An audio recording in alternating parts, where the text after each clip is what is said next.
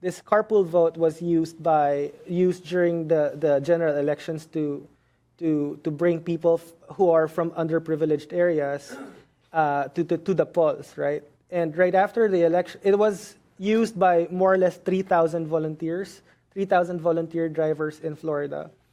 Right after the election, they're now repurposing it to create carpool action, which is like something that would bring folks from their home or like ride with folks who are also activists and go to other action events around their neighborhood. Because outside New York, it's definitely hard to go around without cars. So that's something that is being done right now.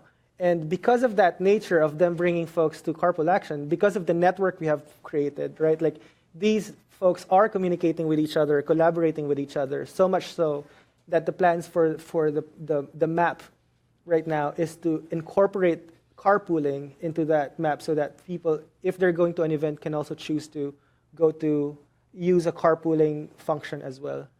So there's this huge collaborative communicating network, and that's something that the Progressive Coders Network is trying to provide.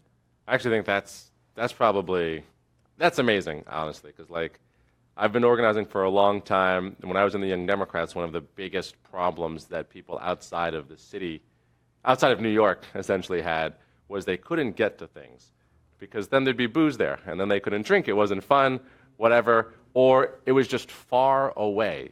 And it really lent itself to privileged people who could afford cabs or trains or planes to get places.